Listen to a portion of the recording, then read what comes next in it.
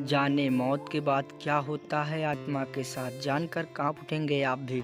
लेकिन वीडियो में आगे बढ़ने से पहले अगर आप लोगों ने अभी तक वीडियो को लाइक नहीं किया तो वीडियो को लाइक करके चैनल को सब्सक्राइब कर दें। इंसान की मौत हो जाती है लेकिन कहते हैं कि आत्मा अमर रहती है, वो नहीं मरती। ऐसा क्यों कहते हैं, इसके पीछे का चौंकाने वाला सच है, जानिए।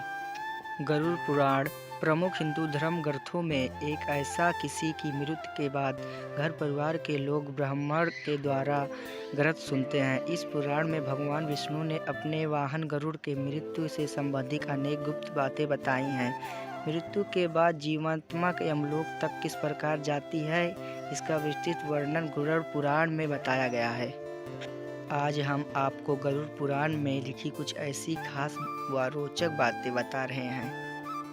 गरुड़ पुराण के अनुसार जिस मनुष्य की मृत्यु होने वाली होती है वह बोलना चाहता है लेकिन बोल नहीं पाता, अतः समय में उसकी सभी इंद्रियां बोलने सुनने आदि की नष्ट हो जाती है और वह जड़ अवस्था में हो जाता है, यानी हिल डुल नहीं पाता। इसके बाद उसके मुंह से झाग निकलने लगता है और लार टपकने लगती है। उसी समय दो यमदूत आते हैं। उनका चेहरा बहुत भयानक होता है, नाखून ही उनके शास्त्र होते हैं, उनकी आंखें बड़ी बड़ी होती हैं, उनके हाथ में दंड रहता है। यमराज के दूतों को देखकर प्राणी भयभीत होकर मलमूत्र त्याग करने लग जाता है।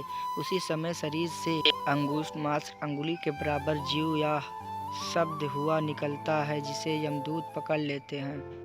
यमराज के दूत उस शरीर को पकड़कर उसी समय यमलोक ले जाते हैं, जैसे राजा के सैनिक अपराध करने वाले को पकड़कर ले जाते हैं।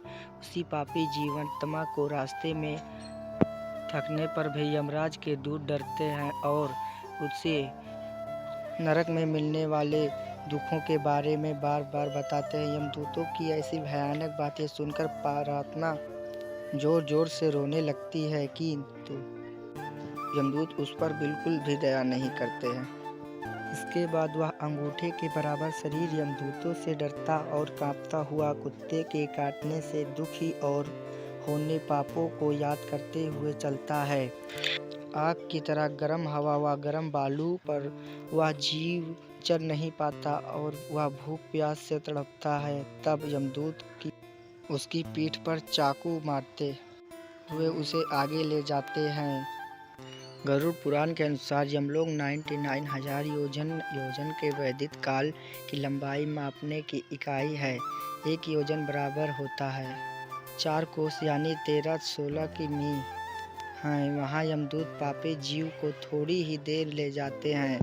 इसके बाद यमदूत उसे सजा देते हैं। इसके बाद वह जीवात्मा यमराज की आज्ञा से यमदूतों के साथ फिर से अपने घर आती है। घर आकर वह जीवात्मा अपने शरीर में पुनः प्रवेश करने की इच्छा करती है, परंतु यमदूत के बंधन से वह कहाँ मुक्त हो पाती है और भूख प्यास के कारण रोती है।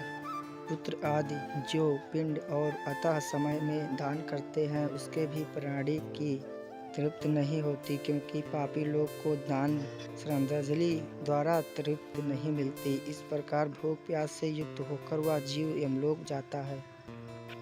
इसके बाद पापात्मा के पुत्र आदि परिजन यदि पिंडदान नहीं देते हैं तो वह प्रेत रूप हो जाती है और लंबे समय तक सुनसान जंगल में रहती है। गरुड़ पुराण के अनुसार मनुष्य की मृत्यु के बाद 10 दिन तक पिंडदान अवश्य करना चाहिए। उस पिंडदान के प्रतिदिन 4 भाग हो जाते हैं। उसमें 2 भाग तो पंचमा भूत देह को पृष्ठ देने वाले होते हैं, तीसरा भाग यमदूत का होता है, चौथा भाग प्रेत आत्मा का खाता है और शरीर बनता है। 10वें दिन पिंडदान देने से उस शरीर को चलने की शक्ति प्राप्त होती है। शव को जलने के बाद पिंड से अंगुली के बराबर का शरीर उत्पन्न होता है। वही यमलोक के मार्ग में शुभ अशुभ फल को भोगता है। पहले दिन पिंडदान से मुर्दा सिर, दूसरे दिन से गर्दन व कंधे, तीसरे दिन से हृदय, चौथे दिन के पिंड से पीठ, 5वें दिन से नाभि, 6वें दिन 7वें दिन से कमर और नीचे का भाग, 8वें दिन से पैर, 9वें दिन से 10वें दिन से भूख प्यास आदि उत्पन्न होती है। ऐसे पिंड शरीर को धारण के भूख प्यास से बिल्कुल प्रेत ग्रहणों के हृदय को बताता है, दिन का भोजन करता है। 13वें दिन यमदूत से प्रेत आत्मा को बंद की तरह पकड़ लिया जाता है। इसके बाद वह प्रेत भूख प्यास से तड़पता हुआ यमलोक अकेले ही जाता है। यमलोक तक पहुंचने का रास्ता वैतरणी नदी को छोड़कर छिराई हजारों योजन होता है। उम्मीद करता हूँ आपको ये वीडियो पसंद आई होगी, तो वीडियो को लाइक करके चैनल को सब्सक्राइब करें। मिलते हैं नेक्स्ट वीडियो में, तब तक के लिए जय माता जी।